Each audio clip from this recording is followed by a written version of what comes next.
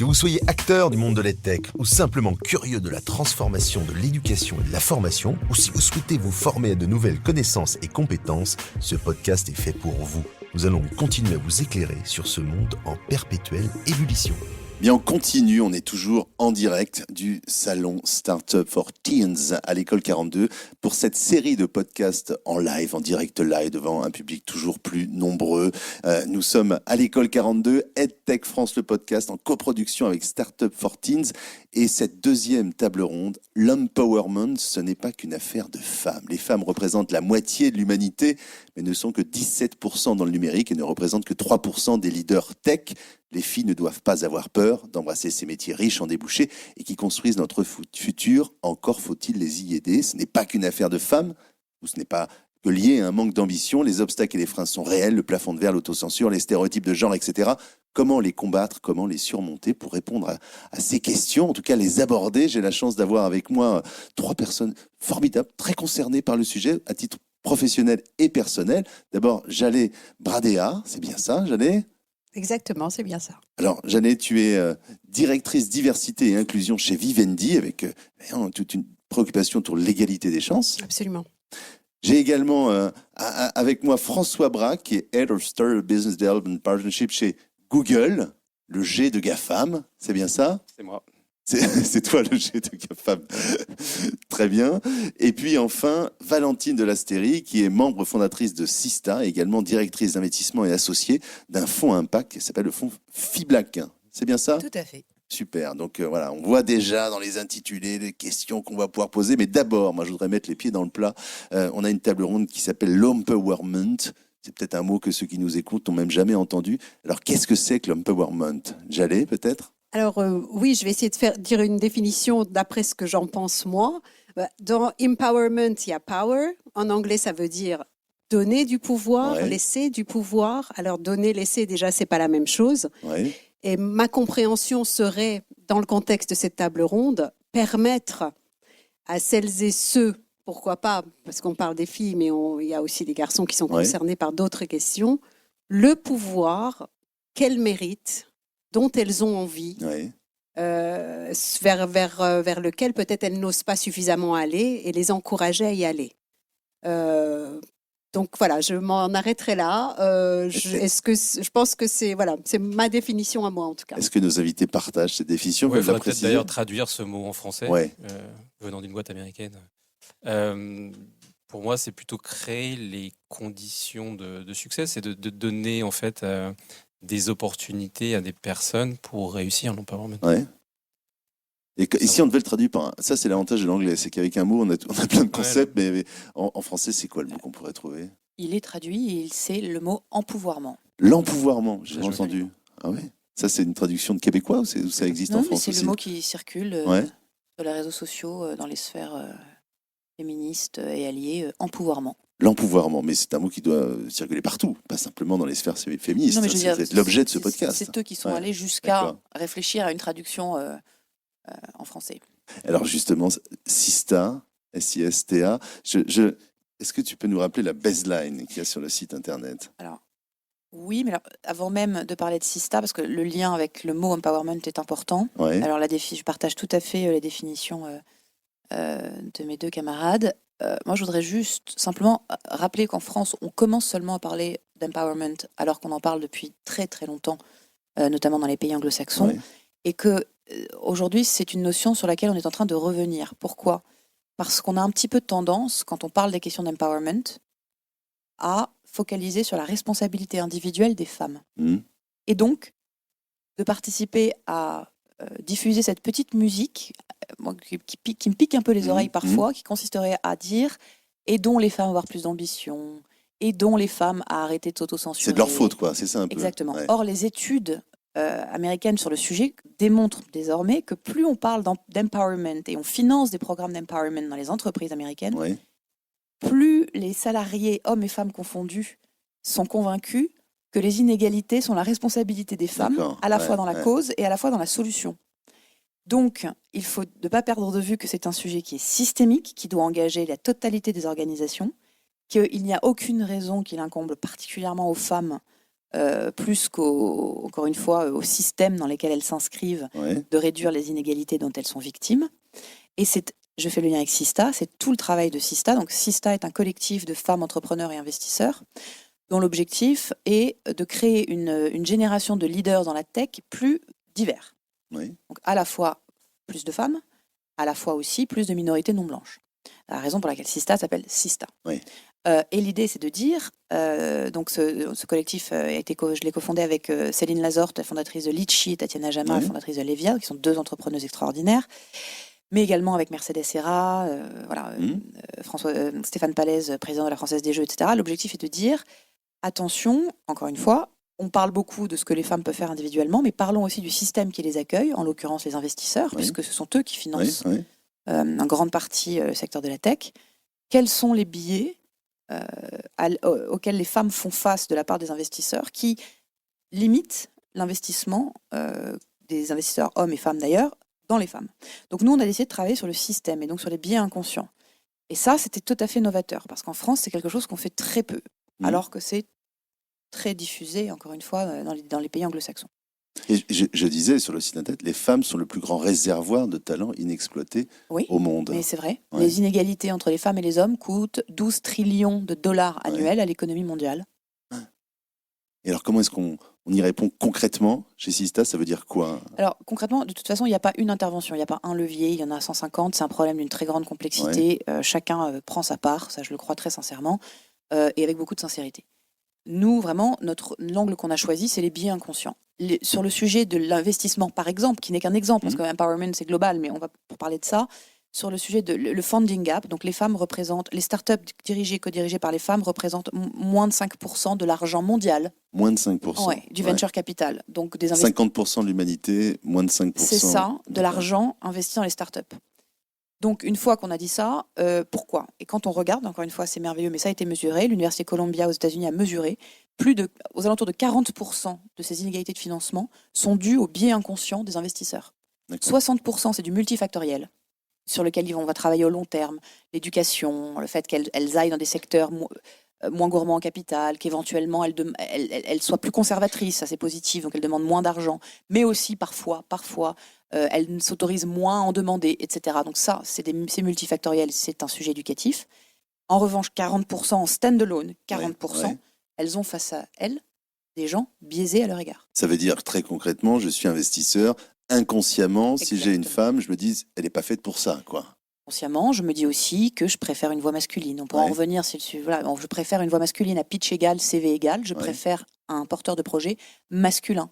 Je ne juge pas de la même manière un CV féminin. Quand un CV féminin est technologique, elles sont diplômées en tech, on va le questionner beaucoup plus. On va passer beaucoup plus de temps à leur poser des questions pour vérifier la légitimité de ce parcours. Ce que je vous dis, c'est pas de l'opinion, c'est pas de l'empirique, c'était mesuré, c'est démontré. Donc, le physique de la femme ne joue pas de la même manière. D'accord ? On préfère un homme beau, par exemple, qu'une femme belle, etc., etc. Donc, ça, c'est 40% du funding gap aujourd'hui. Donc, nous, avec Sista, on a décidé de s'attaquer à ce sujet-là en premier lieu parce que c'est énorme et c'est la première cause seule des inégalités de financement.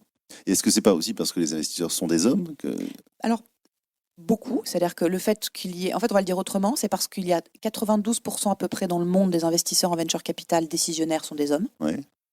Moins de 1% sont des femmes de couleur et des personnes minorités non blanches. Alors, évidemment, ça crée une dynamique très masculine, très blanche. Ça, c'est un problème. Après, aujourd'hui, une femme investisseur toute seule au milieu d'une salle pleine d'investisseurs masculins ne pourra pas renverser cette dynamique. Donc, c'est une question de nombre. Il faut 30% pour qu'une minorité puisse influer sur la dynamique d'un groupe.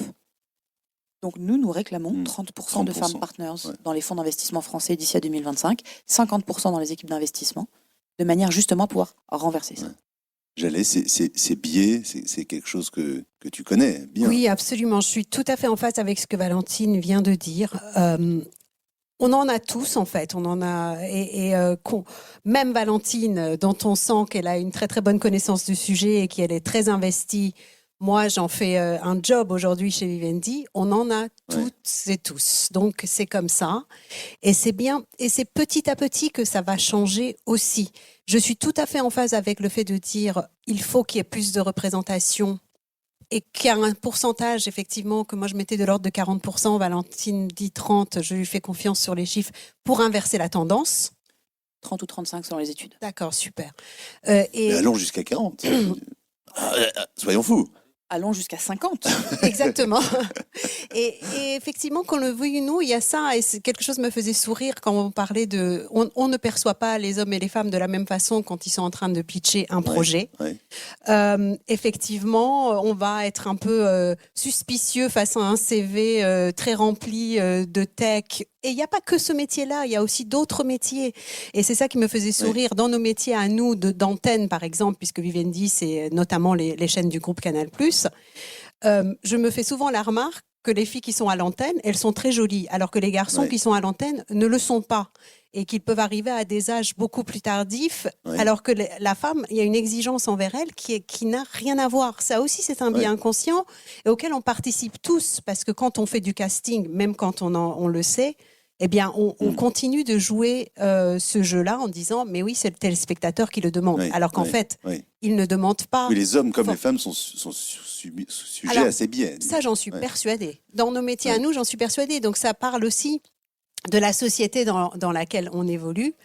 Et ça parle aussi, du coup, de l'importance aussi des médias. Moi, forcément, nous, on a un groupe de médias. Moi, j'essaye de travailler à ça. C'est que la représentation, il faut qu'on soit le reflet de la société, oui, mais il faut qu'on aille aussi au-delà pour montrer des exemples de femmes qui réussissent dans la tech de façon tout à fait naturelle et que petit à petit, mais encore une fois, ce sera un long, long travail, que petit à petit, on change ces biais inconscients, qu'on contribue à les changer. Ça ne suffira pas, bien sûr, que ce qu'on représente dans les pubs, les clips, les fictions, ça ne suffira pas, mais ça peut aider.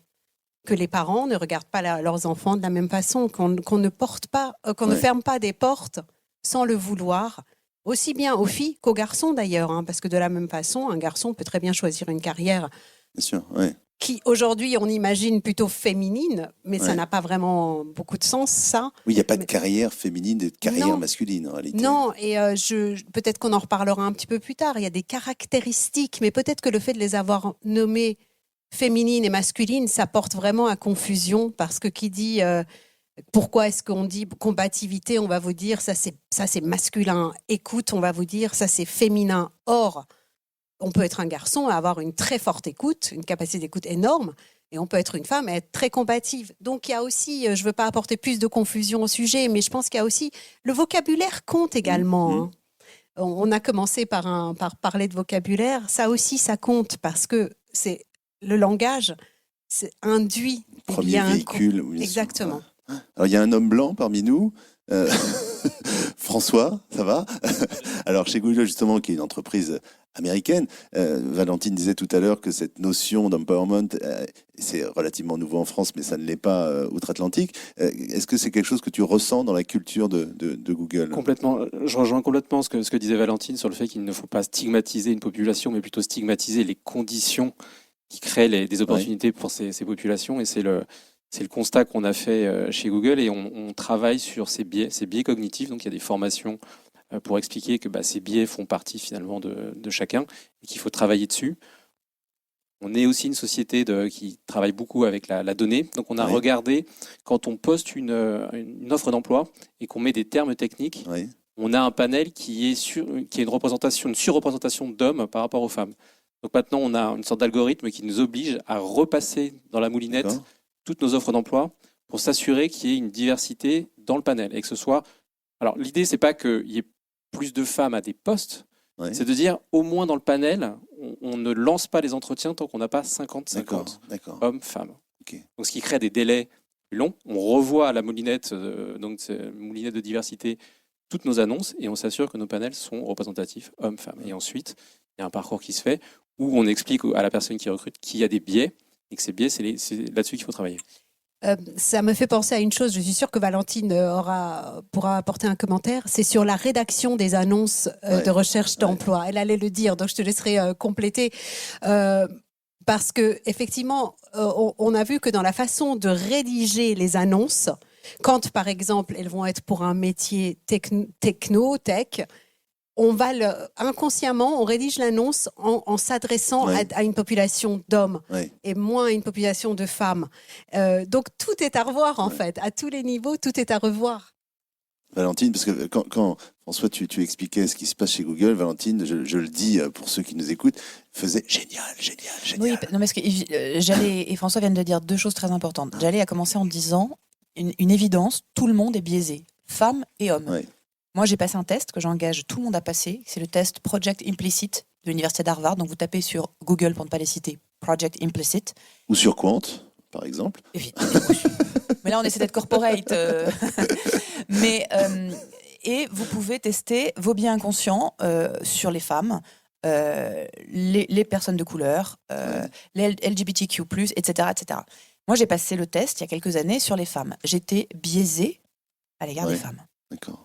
Étant donné mon engagement sur le sujet, je pense que je ne dois pas totalement être la seule. Voilà. Donc c'est très important déjà d'avoir conscience. Ça t'a surpris de te dire? Non, ça ne m'a pas surprise parce que je sais que, encore une fois, ce qu'a dit Jaleh est fondamental. On est tous biaisés, on ne peut pas échapper au biais, puisque le biais, qu'est-ce que c'est? C'est le produit d'un conditionnement social qui, de la naissance, vous entraîne le cerveau à percevoir les informations de manière parcellaire et partiale. Personne ne peut échapper à ça. Et le fait d'en avoir conscience ne résout pas le problème. Et c'est là que le propos de François est très important. La prise de conscience est une première étape nécessaire, mais ça ne sert pas à grand-chose d'en avoir conscience quand il s'agit de lutter contre. La seule manière de lutter contre, c'est de mettre en place des process by design, des process faire. Et quand Google passe ces annonces d'embauche, qui sont un sujet majeur, la rédaction des annonces d'embauche, parce que c'est des humains qui les écrivent, donc on les écrit avec nos biais à la moulinette d'un algorithme, et qu'ils se rendent donc compte que l'annonce est biaisée, qu'ils retravaillent sur le langage, ça c'est l'exemple parfait d'une solution idéale pour régler ce problème-là. Voilà. Est-ce que tu peux redonner simplement le nom du test? Project Implicit. Project Implicit. Voilà, je vais le faire et je pense qu'on peut tous le faire, effectivement. Donc là, cette prise de conscience. Là, on vient de résumer le problème et une des solutions, le process. Peut-être d'ailleurs, après le process, vu que le constat, c'est que tout le monde a des biais, c'est que dans tout ce qui est leadership décisionnaire, il faut cette diversité puisqu'on recrute des gens comme nous, finalement. Et c'est vrai dans les startups, les fonds vont investir sur des gens comme eux, hommes, blancs. Et donc c'est pour ça qu'il y a ce biais-là. Est-ce que ça nous Donc, rassure aussi peut-être parce que ça s'appelle le biais affinitaire. Ça fait partie dans les biais inconscients d'une catégorie très puissante de biais inconscients et le biais affinitaire. Vous rapprochez de ce que vous connaissez parce que c'est comme ça que votre cerveau est entraîné. Vous faites des rapprochements qui rassurent. Oui, et c'est notre côté animal. On a été fabriqué. En fait, on a probablement survécu à cause d'un certain nombre de choses de ce type-là, et qu'aujourd'hui on veut commencer à regarder différemment. Il me semble que j'avais vu donc dans une de nos filiales chez Havas qu'ils systématisent, pas dans tous les pays, donc c'est un des pays anglo-saxons, je ne sais plus si c'est en Angleterre ou aux États-Unis, de recevoir des candidats en binôme homme-femme pour tenter d'éviter qu'il y ait une envie d'aller plus vers l'un que vers l'autre. Voilà, il y a des débuts de réponses de ce type-là qui rejoignent les process dont tu parlais. François, peut-être vous voulez terminer? Oui, j'aimerais bien que tu nous dises ce que vous faites de plus, parce qu'une fois que vous avez l'annonce d'embauche, on sait aussi que l'entretien est un problème majeur, parce que d'abord, les femmes ne sont pas aussi performantes au sens pendant l'entretien que les hommes, au sens de ce qu'on attend d'elles, par rapport. Et on sait aussi que l'entretien est un des plus mauvais prédicteurs de la performance du salarié. Donc j'aimerais savoir, vous, ce que vous faites après. Alors, on a eu plusieurs phases en fait sur les entretiens. On a eu une période où on devait passer 14 entretiens. Donc vous aviez une diversité 14 entretiens pour un job. D'accord. On s'est quand même rendu compte que c'était peut-être un peu trop, mais qui permettait aussi d'avoir des regards différents sur la personne. Et donc ce sujet de diversité était traité. Aujourd'hui, c'est 4 entretiens, mais on s'assure que dans le panel, donc c'est 4 personnes différentes qui vont recevoir la personne en entretien. C'est des personnes qui vont... Une personne va travailler avec cette personne et les autres personnes, ce sont des personnes qui ne seront pas amenées à travailler avec cette personne. Et donc, elles vont tester des dimensions, elles vont tester sa connaissance du métier sur lequel elle est embauchée, ses capacités cognitives, et puis après, tout ce qui est lié plus à la personne, alors ce qu'on appelle la googliness, c'est sa capacité à travailler justement de façon horizontale avec toutes les équipes. Et c'est là où on s'assure qu'il y a une représentation suffisamment large de toutes les populations chez nous. La googliness. Ça, c'est un concept, c'est un truc qui existe. Est-ce que tu m'autorises, Rémi, à poser une question à Valentine? Allez, comme ça me repose, moi. Parce que cette histoire de performance en entretien, j'aimerais bien que tu approfondisses ce que tu veux dire. C'est-à-dire que par rapport à l'exercice d'un entretien d'embauche, qui encore une fois est un très mauvais prédicteur de la performance finale de la personne recrutée, les femmes répondent moins à cet exercice. C'est un exercice qui est très calibré pour les hommes. Un exemple, il y a une étude très intéressante chez HP, chez Hewlett-Packard il y a quelques années, où ils ont démontré que pour qu'une femme candidate à une offre d'embauche, il faut qu'elle ait le sentiment de répondre à peu près 100% des critères de l'offre. Alors qu'un homme, c'est beaucoup moins, c'est ça? Un C'est homme, combien? c'est C'est combien? beaucoup moins. C'est 2%? C'est aux alentours de la moitié. La moitié, ouais. Donc voilà. Donc, ça, c'est une forme d'autocensure, d'une certaine manière. De perfectionnisme. Oui, mais du Ouais. côté des hommes, c'est une forme d'impudence aussi. Ouais, Vous pourriez dire, les biais sont des deux côtés, c'est-à-dire de se dire, il faut que je matche 100% des critères et moi, allez, autour de la moitié, ça va bien passer sur un malentendu. Vous avez des biais des deux côtés. Ouais, bien sûr. Sujet. Si on pouvait s'arrêter à 75% pour les deux, ça pourrait être intéressant. Donc l'exercice sur l'entretien qui consiste à se survendre, qui consiste à séduire d'une manière assez agressive finalement, n'est pas, et à répondre aux questions qu'on vous pose, mais pas seulement, être aussi capable de contourner, etc., n'est pas un exercice formaté pour les femmes conditionnées socialement telles qu'elles le sont. Ouais. Voilà, dit comme ça. Donc c'est comme ça on pense que c'est le conditionnement social de toute une vie qui fait qu'une fois arrivé dans un entretien, tu n'es pas en performance dans l'exercice attendu. En tout cas, moi, c'est mon interprétation de tout ce que j'ai lu sur toute la littérature. Il n'y a évidemment pas un gène de la réussite de l'entretien d'embauche chez la femme ou chez l'homme, c'est certain. Mais l'exercice, encore une fois, c'est un exercice qui est la porte ouverte à l'expression de tous les biais les plus brutaux. Et c'est pour ça qu'il en faut peut-être pas 14, mais un seul, c'est peut-être insuffisant précisément. Oui, mais la question, est-ce que vous faites un entretien individuel ou est-ce que vous faites un entretien collectif? Est-ce que vous débriefez l'entretien du côté de l'employeur potentiel? Est-ce que vous débriefez en collectif ou est-ce que vous débriefez seul? En fait, l'entretien d'embauche, c'est vraiment un terminé pour le recrutement pour un recrutement plus diversifié. Les hommes blancs sont particulièrement sensibles aux biais affinitaires. Les études tentent à démontrer que les femmes le seraient moins. Plus ouverte à la différence. Et chez Sista, on recrute parfois, j'imagine. On est une non-profit, donc on recrute beaucoup de bonne volonté, oui, absolument. Et alors, quand on recrute même des bonnes volontés, et dans un entretien de recrutement, quand on a ça en tête, est-ce qu'on fait l'entretien différemment? Est-ce qu'on le mène différemment? Est-ce qu'on se dit, attention, je suis en train de poser des questions que je ne devrais pas poser parce que moi-même, je suis victime d'un certain nombre de biais? Est-ce qu'on se remet en question? Dans la charte Sista, puisque Sista a rédigé une charte, encore une fois, à destination des fonds d'investissement français pour les aider à contourner leurs biais inconscients, il y a toute une partie sur le recrutement où on leur a proposé de prendre des engagements. Donc, ce que tu disais était très important. Une femme, un CV féminin face à 8 CV masculins, statistiquement, les chances d'être embauchée sont quasiment nulles. D'accord. Mais ça aussi, c'est de la statistique. Donc, il faut qu'on compare ce qui est comparable. Donc, il faut qu'il y ait autant de CV féminins que de CV masculins pour que les CV féminins soient comparés de manière équitable. Donc, par exemple, on leur a demandé typiquement de prendre des engagements de ce type-là, d'assurer ce que fait Google, un panel 50-50, c'est très important, y compris dans le final round, mais aussi de débriefer les entretiens de manière aussi objective que possible. Par exemple, on sait qu'en entretien d'embauche, on va beaucoup plus noter la likeness, c'est-à-dire la likeliness, c'est-à-dire c'est-à-dire le caractère sympathique de la personne, le fait qu'on va aimer la personne. Sauf qu'en fait, on aime moins les hommes que les femmes. En fait, les hommes surperforment dans les évaluations d'affect par rapport aux femmes. D'accord. Donc, ne serait-ce que noter, vous, quand vous êtes une entreprise qui recrute, d'avoir une échelle en disant, de 0 à 10, combien vous avez aimé cette personne, c'est très facile ensuite de regarder qu'il y a un petit biais. Donc, des petites choses comme ça qui peuvent aider à prendre conscience à quel point cet exercice du recrutement est biaisé. Et on se fait évidemment accompagner par des cabinets qui nous aident, notamment Gloria et Qualiworks, qui nous aident justement à conseiller les fonds sur ces sujets-là. Tu es né en Iran, c'est ça? Oui, absolument. Et on se disait avant que ces différences, elles sont ancrées presque culturellement entre l'homme et la femme. Alors, c'est pas qu'en Iran, bien entendu, mais non, c'est pas qu'en Iran, mais ça. C'est vrai, c'est intéressant. Je savais pas qu'on allait venir sur ce terrain-là. C'est vrai que moi, je pense que très très petite, j'ai eu cette conscience de cette différence-là en fait, ayant deux grands frères, alors même que mes parents essayaient, et ça on en revient au biais et à tout l'inconscient collectif, ils essayaient de faire en sorte que moi, troisième, née fille, je ne sente pas de différence, mais la différence, elle était perceptible forcément. Et tu as eu des parents qui ont fait en sorte que toi, tu ne ressentes pas de différence. Exactement. Ce qui est déjà exceptionnel. Exactement. Ils essayaient de le faire, mais et dans une certaine mesure, ils l'ont fait. Mais c'est vrai que j'ai l'impression que je suis née avec ce combat-là parce que ce n'est pas si simple que ça. Et qu'aujourd'hui, moi, j'ai 2 garçons, je n'ai pas de fille. Et encore une fois, très modestement, je ne sais pas comment j'aurais réagi. J'essaye d'être très ouverte dans l'éducation pour mes enfants, mais on a tous des billets. Et oui, bien sûr, je sais plus particulièrement de quoi on parle, puisque dans d'autres régions du monde, ne l'oublions pas, les choses se passent encore moins bien que dans nos Bien sûr. régions à nous. Ouais, Donc, mais chez nous aussi, il faut jamais oublier qu'il faut continuer d'avancer parce que sur ces thématiques qui sont complexes et liées à l'humain, si on n'avance pas, moi j'estime qu'on recule.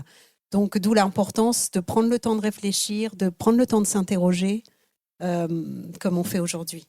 Je pense que c'est pas uniquement limité à l'Iran. J'ai 2 filles Ouais. qui ont aujourd'hui 8 et 11 ans.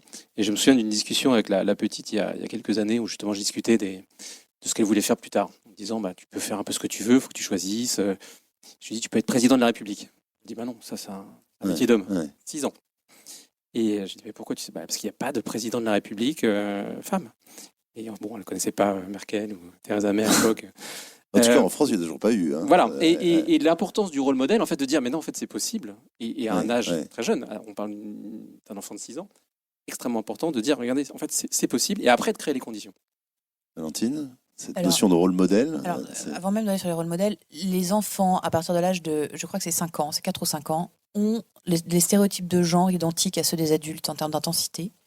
Dès l'âge de 6 ans, les petites filles pensent qu'elles sont moins brillantes que les petits garçons et qu'elles ont moins de chances de réussir professionnellement dans la vie. Ouais. Ça aussi, ça a été Alors mesuré. même qu'elles sont souvent meilleures élèves à l'école. Alors même, mais justement, c'est ça que alors l'âge moyen de confiance en elle d'une femme à travers toute sa vie, c'est 9 ans. 9 ans. 9 ans. Voilà. D'accord. Donc, selon, encore une fois, une étude d'une chercheuse formidable à Columbia qui a travaillé là-dessus. Donc, la question de l'éducation, elle est effectivement centrale. Jaleh a raison, n'oublions pas que dans certains pays, les femmes se battent même pour l'alphabétisation, l'accès aux soins, c'est évident. Mais je rejoins aussi, et c'est pas mutuellement exclusif, ce que dit François, le combat, il est chez nous, déjà ici, bien sûr, tous les jours. La question de l'éducation, les jouets, les rôles modèles, c'est très important. Les rôles modèles, c'est un vecteur qu'on a mesuré. On sait que les rôles modèles ont un rôle direct.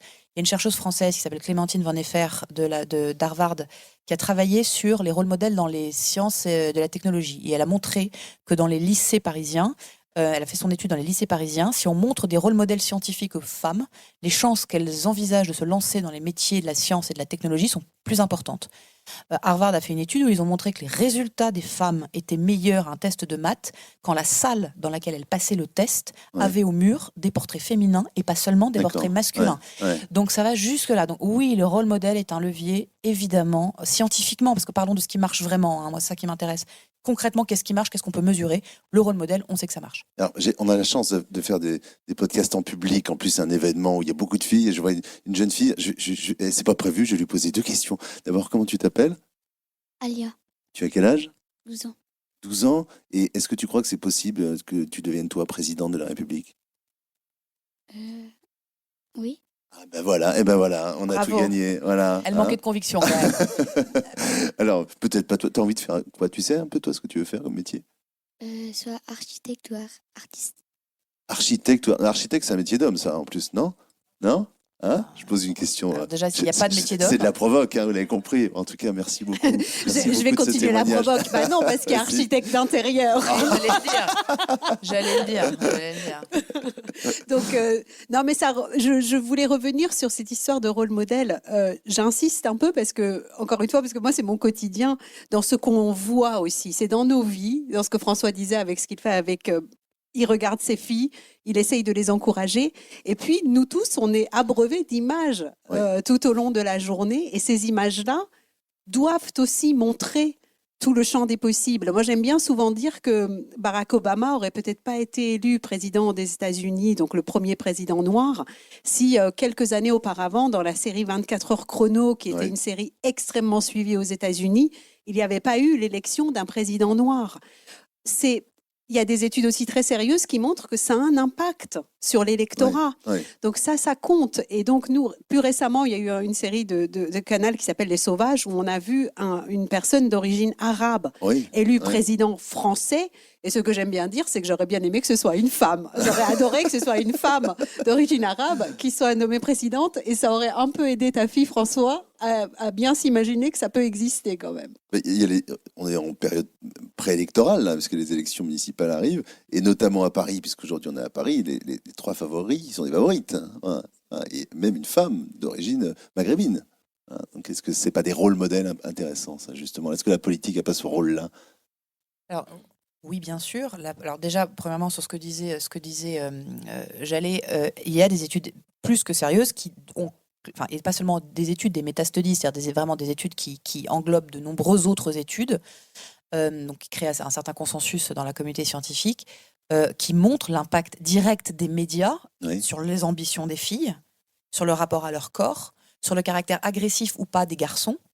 Donc, on est capable maintenant de faire un lien direct entre ce qu'on met sur les écrans de nos enfants, et y compris les jouets qu'on leur met entre les mains, et les choix qu'ils vont faire en tant qu'adultes et la relation qu'ils auront aux autres genres. Ensuite, par exemple, on sait que plus des garçons ont joué avec des jouets stéréotypiquement masculins, donc très axés sur l'extérieur, l'agressivité, la guerre, la conquête, les pistolets, etc. etc. Voilà. Plus ils vont viser des carrières professionnelles où ils gagneront beaucoup d'argent. D'accord. Par exemple, des jeux comme ça, des corrélations comme ça. Moins, plus ils jouent avec des jouets neutres, plus ils seront ouverts à la question des inégalités et plus respectueux des femmes. Oui, vous avez, voilà. Donc le rôle des médias, le rôle de l'industrie du jeu et du jouet, elle est mais fondamentale. Et ça, c'est démontré. Encore une fois, on n'est pas dans l'opinion. Après, sur la question de la politique, oui, seulement, je crois que c'est 5 à 7% seulement, selon le comptage qu'on fait, des femmes chefs d'État dans le monde. Donc d'avoir une femme maire de Paris, c'est super. D'avoir quasiment, je crois, 50% de femmes au Parlement français, 40-50%. Oui, quand on revoit c'est très important, mais maintenant il faudrait qu'on les ait au gouvernement, il faudrait qu'on les... Voilà. Quand on revoit des images de l'Assemblée nationale, il y a ne serait-ce que 30 ans, il y a deux femmes, bien sûr. Un peu plus, quoi. Qu'est-ce qui s'est passé entre 30 ans et aujourd'hui? La loi est arrivée, bien sûr. Il y a une contrainte qui est législative, réglementaire.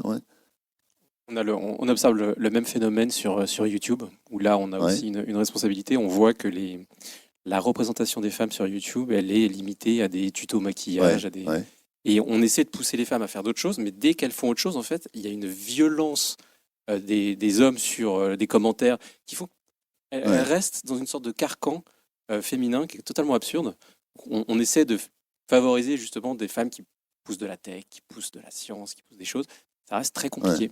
Parce qu'il y a un pushback, il y a une sorte de rejet. C'est vrai encore. qu'il y a les youtubeurs d'un côté qui sont les vedettes et les youtubeuses mode, quoi. C'est un peu ça, si on caricature. C'est un peu polarisé et c'est pas normal. Et Instagram n'aide pas pour lutter contre les biais de genre. J'ai l'impression que la représentation de la femme sur Instagram, c'est aussi un peu ce biais-là. En tout cas, c'est le sentiment. Et y compris sur les chaînes de télé. Et on essaye de se battre pour faire en sorte, par exemple, que dans notre chaîne Tout Info, on ait des invités femmes pour d'autres choses que parler de maquillage, de bien-être. Un homme peut présenter la météo et une femme peut parler d'économie, quoi. Exactement. Ce qu'on voit assez peu en réalité. On pousse en fait. On revient encore au process, c'est-à-dire ça a changé au Parlement parce qu'un jour il a été décidé qu'il fallait que ça change et donc il y a eu, on s'est dit, on tente le 50-50 déjà dans le gouvernement. Le gouvernement a changé aussi. Je pense que celui d'aujourd'hui, il y a quand même une représentation des femmes qui est importante. Et c'est vrai que c'est quelque chose d'extrêmement volontaire et qu'il ne faut pas hésiter à mettre en place. Dans les process qui touchent des humains. Donc, ça veut dire qu'il faut leur dire... sur CNews, par exemple, la personne qui invite des personnes sur le plateau demande à ses journalistes d'appeler en priorité des femmes, d'abord, pour les inviter à l'émission de 16h, pour parler politique, pour parler géopolitique. Et seulement s'il n'y a pas de femmes, 2 heures avant, il va bien falloir qu'on se rabatte sur les hommes. Mais ce qu'on me répond, moi, c'est que les femmes viennent moins facilement comme ça au pied levé, elles vont moins facilement venir se rendre disponibles. D'accord. Alors, moi, ce qu'on dit aussi aux équipes, c'est qu'on ne veut pas entendre ça. Parce que, on continue et petit à petit, ça va changer et on va favoriser. Et donc, on a mis en place, par exemple, un annuaire d'expertes femmes pour nos chaînes, Ouais. pour qu'ils nous disent pas, on n'en a pas, on ne les connaît pas, Ouais. de ce qu'on appelle des bons clients télé. Oui, des- oui, qui sont toujours un peu les mêmes. En Ceux plus, qui c'est sont une toujours un il y a peu une les mêmes. facilité à inviter ceux qui viennent Exactement, mais facilement. parce que donc pour diversifier ces Ouais. invitations, et la diversifier, ça rejoint aussi des personnes perçues comme non blanches, c'est les femmes, c'est voilà, et qu'on ne soit pas toujours sur les mêmes têtes dans les mêmes émissions. D'ailleurs, qu'on voit tourner dans toutes les émissions. Hein, Ouais. donc c'est ça, c'est ouvrir ce champ-là pour donner à voir autre chose. Donc des rôles modèles, on l'a compris. Une contrainte, Valentine, la contrainte, on peut l'imaginer, parce que là, il y a une contrainte légale pour la parité en politique, etc. On peut l'imaginer, par exemple, imposer aux fonds d'investissement d'investir dans des entreprises uniquement composées en parité. Je ne sais pas, c'est des trucs possibles ou pas, ou souhaitables, ou fantasmagoriques. Alors déjà, nous, l'objectif de la charte Sista, je vais faire très attention de ne pas répondre à votre question. Donc, Et les politiciennes aussi. je commence tout à fait ma carrière en politique, absolument. Donc c'est un milieu que je connais assez bien.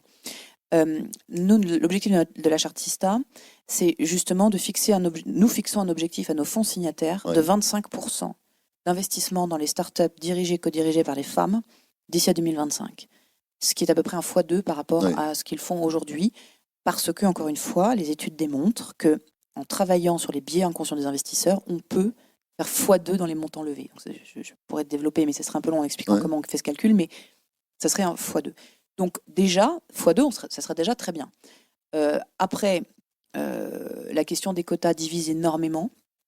Elle est épidermique en France, même aux États-Unis d'ailleurs. Hein, je veux dire, les derniers jugements de la Cour suprême sur la question dans les admissions dans les collèges, dans les universités privées américaines, qui enclenche un grand débat national. Donc c'est un sujet qui est épidermique pour beaucoup de gens. Demander au secteur privé de forcer le secteur privé à investir, je ne pense pas qu'on en soit encore là, très franchement. Oui. Est-ce que c'est souhaitable ? Moi j'ai mon opinion, je ne pense pas qu'elle soit pertinente ici, mais en tout cas, je ne suis pas totalement persuadée que c'est ça qui va créer le meilleur climat. Et nous, en tout cas, chez Sista, on ne parle pas une seconde de quotas. Ouais. On part du principe déjà qu'en aidant et donnant des outils, on doit pouvoir faire un x2 uniquement basé sur la bonne volonté des investisseurs, que je crois très sincère sur cette question. D'accord.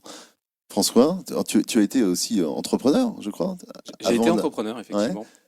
Donc cet écosystème de start-up et tech, tu le connais aussi de Je connais bien, l'intérieur. oui. Est-ce que tu as vu des évolutions ces dernières années entre tes débuts d'entrepreneur et aujourd'hui que tu es chez Google ? L'écosystème a énormément changé. Il y a énormément d'argent aujourd'hui dans le système, beaucoup de fonds, beaucoup de levées avec des valos. Les valorisations peuvent être discutées et discutables. Mais pour rejoindre le point de Valentine, je pense que mettre des quotas aurait peu de sens. Ce qu'il faut, c'est prendre conscience qu'aujourd'hui, il y a toute une partie d'un marché qui n'est pas adressé, les femmes. Oui. Donc si je prends les startups, c'est souvent effectivement des hommes financés par des hommes qui s'adressent à des hommes. Oui. Et en fait, il y a toute une population. La réalité économique, business, elle est intéressante de s'adresser aussi aux femmes. Et peut-être qu'en ayant plus de femmes en amont qui financent des femmes qui s'adressent aussi à une population femme, il y a énormément de valeur à créer. Alors, oui, mais je rejoins ce que dit François, mais attention à cet argument-là qui consisterait aussi à nous enfermer, nous, en experte maquillage et en experte de boîte B2C, de produits ménagers. La diversité en tant que telle, quel que soit le secteur, est vecteur de rendement économique et de performance économique dans les grandes entreprises, mais dans les startups. Les startups dirigées ou co-dirigées par des femmes rapportent 2,5 fois plus aux investisseurs, étude BCG 2018, que les startups. Je parle de ROI, que les startups dirigées, co-dirigées uniquement par des hommes. Ça rapporte 78 centimes sur $1 quand quand l'entreprise est dirigée ou co-dirigée par une femme, versus 31 centimes sur $1 investi quand c'est uniquement une startup d'hommes blancs. Ça, c'est l'argument massu, quoi. Mais c'est l'argument fondamental. Au-delà de la connaissance du secteur, vous pouvez être femme et ne pas du tout vous intéresser aux questions de maquillage. Oui, je veux dire, et surtout les femmes investisseurs, je crois, souffriraient beaucoup d'être cantonnées à ce rôle-là. En revanche, ce que tu dis est vrai aussi, c'est-à-dire qu'il y a tout un marché qui s'adresse aux femmes qui du coup n'est pas compris par les investisseurs hommes. Ça, c'est vrai aussi. Tout à fait. Mais ce que je veux dire simplement, c'est attention à développer cet argument-là uniquement comme un argument principal, parce qu'il peut être aussi très enfermant pour les femmes qui ont un petit peu envie qu'on arrête simplement de l'identifier comme l'experte S tampon hygiénique bio, vous voyez, qui sont accessoirement d'ailleurs des boîtes qui marchent très bien, mais enfin qui en tout cas qui sont prometteuses, ce qu'on appelle les femtech. Mais aussi la diversité en tant que telle, les femtech. Les femtech. Femtech, Female Technologies. D'accord. Et alors, moi, je dirige Tech France, qui est une association, EdTech, donc tech, mais comme il y a un aide devant avec éducation, il y a pas mal de femmes entrepreneurs, hein. Probablement plus que dans la fintech. Ça aussi, c'est un biais, c'est-à-dire que l'éducation, c'est plus souvent un univers féminin. Valentine, tu as envie de réagir là? Oui. Alors, ça se sent. François, donne-lui le micro, c'est un conseil. Non, c'est pas ça. François et moi, on se partage un micro, il n'y a pas de souci. Les femmes sont les études montrent que les femmes sont plus sensibles aux conséquences de leurs actes. C'est-à-dire que quand elles vont prendre une décision dans une entreprise, l'impact que ça va avoir sur la communauté, quelque chose qui les intéresse plus. Donc, qu'elles vont dans l'éducation aussi parce que la question de l'impact sociétal est un sujet qui les préoccupe plus que les hommes. Voilà. Et les fintech, alors les fintech déjà, souvent il faut avoir travaillé dans la finance pour lancer une fintech. Céline Lazare est un contre-exemple parfait, mais souvent quand vous lancez une fintech, a priori vous avez plutôt une expérience dans la finance, vous avez moins de femmes qui travaillent en finance que d'hommes.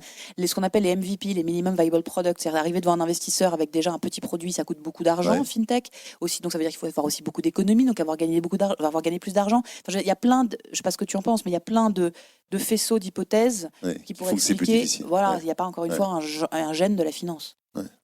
Et puis je pense pas qu'on arrive à une parité exacte dans tous les domaines. L'idée, c'est peut-être pas qu'il y ait justement 50-50 dans tous les domaines, mais qu'il y ait l'égalité de conditions d'accès. Pour que tout le monde, quel que soit d'ailleurs, que ce soit le sexe ou l'origine ethnique ou autre, mais que tout le monde ait un accès, pas facilité, mais en tout cas égalitaire, à ces industries. Et puis après, la répartition, elle se fera en fonction des affinités. Si des gens veulent plus dans l'éducation ou plus dans la fintech, c'est pas un sujet.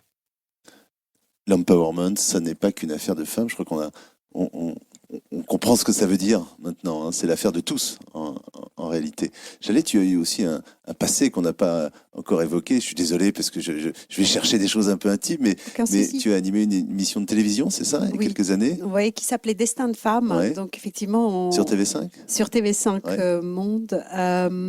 L'idée, c'était de mettre en face l'une de l'autre des femmes d'origines différentes qui chacune faisait avancer les choses là où elle était. Donc, j'ai eu la chance d'interviewer Simone Veil parce que c'était quand même il y a plusieurs années, par exemple. Claudie Aigneret, qui est une femme exceptionnelle et un exemple pour nous toutes, pour nous tous. Oui, c'est ça, c'est un exemple pour nous tous, en fait, pour nous toutes et tous. Quoi, absolument, pour tout le monde. Absolument. L'idée, c'était de montrer que peu importe ce que vous faites, mais quand vous le faites de façon positive et constructive, on est sûr que vous allez vous entendre avec quelqu'un d'autre, quand bien même cette personne est née à des milliers de kilomètres et n'a rien en commun avec vous. Parce que je crois fondamentalement à ça dans l'être humain. Le choix d'avoir eu que des femmes à ce moment-là, c'était suite à une discussion avec Frédéric Mitterrand, qui était patron des antennes de TV5 à l'époque. Et il voulait, lui, de façon volontariste, laisser une vraie place aux femmes sur sa chaîne. Chaîne qui rayonnait dans le monde. C'était la chaîne à l'époque, donc c'était en 2004-2005. C'était la chaîne française vue dans différents pays du monde. Donc c'était aussi ça. C'est aussi ça le rôle d'un pays qui est plutôt, je ne vais pas dire plutôt en avance quand même sur les sujets, ou en tout cas on se bat. Alors je sais, Valentine, on a encore beaucoup de choses à faire, mais c'est vrai que par ailleurs, on peut aussi servir à d'autres pays pour montrer ce qui est possible, leur montrer que chez eux, il y a aussi des femmes exceptionnelles qui changent les choses, mais aussi qu'on continue d'avancer et leur montrer les choses. Donc ils souhaitaient vraiment qu'il y ait une case dédiée aux femmes. Et ça, on revient toujours à cette histoire de process, à cette histoire donc sans quota. Moi, j'étais plutôt pas contre les quotas, je trouve, dans certains domaines, parce que je pense que pousser un peu les sujets un certain temps, le temps que ça devienne naturel, ça peut aussi être intéressant. Alors, ce serait le sujet d'un autre podcast, ça. Mais ça, j'en ai plein des sujets. Mais c'est l'idée qu'une contrainte, finalement, on va la vivre comme une contrainte d'abord, avant de comprendre que c'est une opportunité, en fait. Exactement. C'est comme ça que moi, je verrais les quotas pour dire il faut peut-être en passer par là jusqu'à ce que ça devienne naturel, parce qu'on voit bien que c'est long, ce côté devenir Ouais. naturel. Donc voilà, je pense que la discussion reste ouverte sur ce sujet-là. On n'en a pas fini. François, est-ce que Non, complètement d'accord. Enfin, sur le besoin d'un moment imposer un quota, de dire on montre cette valeur dans la diversité, puis après on laisse le sujet grandir tout seul. Mais Ouais. qu'il y a un moment, une forme de contrainte, oui, me paraît important. Avec des effets de bord quand même qu'il faut mesurer, puisqu'il peut y avoir un rejet. Ouais. On peut avoir aussi des gens qui disent tu es là parce que tu Ouais. es comme ça, ouais, et créer en fait un déséquilibre qui va dans le mauvais sens. Donc c'est très compliqué à mettre en place. ouais. Un équilibre subtil qui est véritablement l'affaire de tous, public, privé, parents, éducateurs, Mais employeurs. encore une fois, le rôle modèle pour moi est clé, c'est-à-dire que c'est quelqu'un qui va tirer, qui va Ouais. montrer un peu le chemin, et après créer, pousser derrière en mettant les bonnes conditions. Est-ce que les bonnes conditions, c'est des quotas? Ouais. Attention aux effets de bord. Et les femmes peuvent être un rôle modèle aussi pour des hommes. C'est-à-dire que c'est aussi ça. Valentine, Ouais, puisqu'on va dans les quotas. Bon, alors, lâche-toi. non, mais je me lâche pas du nom. C'est pas une question de se lâcher. Moi, j'ai changé d'avis totalement. J'ai changé d'avis de nombreuses fois sur le sujet. J'ai vécu plusieurs années aux États-Unis, donc ça m'a également fait Donc il n'est pas réfléchir. impossible que lorsque ce podcast sera diffusé, tu aies changé d'avis. C'est ça Non, que a tu essaies de priori, dire. non, maintenant, non. En D'accord, fait, c'est maintenant, fixé. je me suis axée sur le fait Alors. que je suis philosophiquement contre et pragmatiquement pour, parce que je ne vois pas Ouais. d'autre solution. D'accord. Et que, Ouais. voilà. Et donc, dans certains domaines, évidemment. Merci Valentine, c'est très joliment dit. Ouais. Moi, je suis plutôt aussi philosophiquement contre, mais pragmatiquement pour. C'est exactement de pas parce que je n'ai solution. pas trouvé autre chose en Ouais. fait. Et sur les effets de bord, je sais pas, parce que on parle souvent d'attention. Alors moi, j'entends beaucoup, notamment sur le sujet des boards, la loi Copé-Zimmermann qui a ouvert les boards, qui a imposé 40% de femmes dans les boards. On nous dit, j'entends Les boards, souvent, pour ceux qui nous écoutent. les boards d'entreprise, les boards Ouais. qui dirigent les entreprises, c'est donc ça. les comités, pour faire simple. Donc, on nous dit souvent, oui, mais attention, on s'est retrouvé avec un grand nombre de femmes assez incompétentes. J'entends cette phrase. Moi, je la trouve extraordinaire, cette phrase, parce que le jour où la femme aura autant le droit à l'incompétence que l'homme, c'est ça l'égalité. Exactement. Et quand on vous dit, mais tu es là parce que tu es une femme, moi très souvent j'ai envie de dire au mec, mais toi tu es là parce que tu es un homme, très clairement. Ce que c'est vrai aussi dans l'autre sens. Ouais. Donc ce discours-là, je pense qu'on doit pouvoir quand même le contrer. Et pourquoi est-ce que j'aurais pas le droit d'être incompétente? Oui, non. Ça, Vous c'est connaissez sûr. pas des hommes blancs incompétents, vous? Moi j'en connais un certain nombre et J'avais ça a l'air vu de un- gêner personne. Donc j'aimerais bien qu'on m'explique pourquoi j'ai pas le droit d'être nulle. J'avais vu un dessin de Plantu qui m'avait fait marrer, où on voyait justement un board qui se réunissait, puis il y avait le directeur qui disait il faut plus de femmes au board. Il y a quelqu'un qui se dit mais la femme de qui? Ah oui, je l'ai vu. J'allais. On va bientôt être obligé de clôturer cette émission, j'en suis désolé, parce que c'est un sujet qui est passionnant et on continue cet après-midi, il y a encore des podcasts ici même, et puis c'est un sujet qu'on a déjà abordé dans d'autres éditions, mais je voudrais donner à chacun quand même un dernier temps de parole, voilà, peut-être pour aborder quelque chose qu'on n'a pas encore abordé ou pour une belle conclusion. Peut-être pour insister, moi, sur le fait que, de ce que j'ai entendu et que Valentine confirmait, c'est vers 5 ans que toutes ces choses se passent aussi. Donc, on revient à l'importance de l'éducation, au rôle des parents, de l'école, des médias, d'Internet, de tout ce qu'on peut voir, des jeux, des jouets, parce que il faut prendre les choses par les deux bouts, en fait. Aujourd'hui, on fait beaucoup d'efforts en tant qu'adultes dans nos entreprises pour que les choses changent, mais c'est cet avenir-là qu'il faut aussi regarder et ouvrir la porte aux filles absolument pour ce dont elles ont envie, mais de la même façon, ouvrir aussi la porte aux garçons Oui, bien sûr. Ouais. absolument pour tous ceux dont ils ont envie. Et pas genrer, pas dire ah bah non, ça c'est quand même. Parfois on dit, moi j'ai des garçons et il se trouve que l'un d'eux était assez intéressé par des jouets dits faits pour des filles. Donc moi j'ai toujours laissé faire, mais dans la rue les gens nous Il y avait un faisaient des jugement, remarques.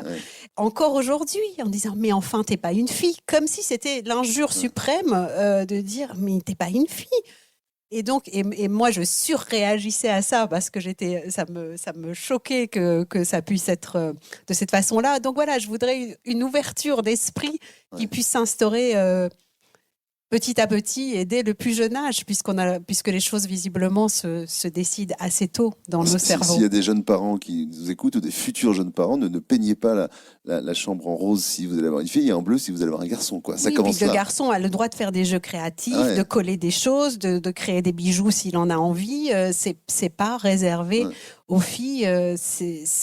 Voilà, on est en train de parler de talent, de caractère, de ce qu'on a en nous et qu'on a envie de développer.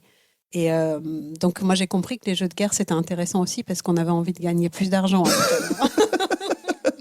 Donc, offrez des pistolets à tout le monde et surtout aux filles pour qu'elles gagnent plus d'argent. Voilà, je sais pas si c'est la morale de l'histoire, mais François, quelle est ta morale? La morale de l'histoire, déjà, je pense que c'est plutôt optimiste, c'est qu'on va quand même dans la bonne direction. Il y a encore beaucoup de chemin, mais il y a des choses qui sont faites. Il y a des associations comme Sista qui prennent le sujet et qui font bouger les lignes. Je pense que la technologie aussi donne beaucoup d'informations et permet une mesure assez nouvelle de ces sujets-là. On le fait chez nous, on le fait de plus en plus sur la vidéo. Maintenant, grâce à la reconnaissance faciale, on peut voir la représentation homme-femme et casser ces biais. Et pour moi, c'était le point d'entrée, c'est le biais et le rôle modèle sont les deux leviers sur lesquels il faut vraiment travailler. Le biais, que chacun prenne conscience que oui, on a tous un biais et qu'il faut le prendre en compte et travailler dessus, et puis qu'il y ait de plus en plus de rôles modèles pour que ça crée des vocations. Alors peut-être qu'Alia sera architecte ou président de la République, on ne sait pas, mais peut-être qu'aujourd'hui, ou les deux, on peut avoir les deux. Architecte, mais en tout cas, créer créer ce phénomène d'aspiration, de dire c'est possible, et les conditions sont réunies pour que ce soit réalisable. Valentine? Alors, j'adore terminer avec un message d'optimisme. Oui, c'est vrai, ça progresse. Depuis 2006, les inégalités entre les hommes et les femmes, d'après le World Economic Forum, ont progressé de 2,6%. L'égalité a progressé de 2,6%.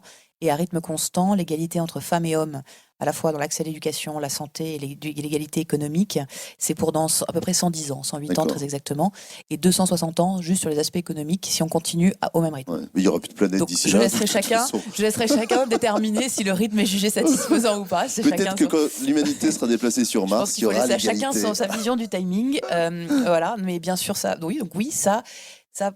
progresse. Ça progressouille. Ça progressouille. Ça progressouille. Maintenant, effectivement, je rejoins. J'allais sur la question de l'éducation, c'est fondamental. Oui, les petits garçons sont tout aussi victimes que les petites filles des stéréotypes de genre. Surtout qu'il est beaucoup plus acceptable aujourd'hui dans certains milieux qu'une petite fille s'identifie au genre dominant, c'est-à-dire le genre masculin, en voulant faire un travail de vue comme un travail de garçon, etc. En revanche, il est beaucoup moins bien vu qu'un petit garçon s'identifie au genre dominé, les femmes, en ayant envie d'avoir une poupée, etc. etc. Là-dessus, aussi rappeler éventuellement un petit message à quel point on est esclave du marketing. Le rose, jusqu'au milieu du XXe siècle, était une couleur de garçon, puisque c'était une déclinaison du rouge qui était la couleur du pouvoir. Le bleu était la couleur associée aux petites filles, puisque c'était la couleur de la Sainte Vierge. D'accord.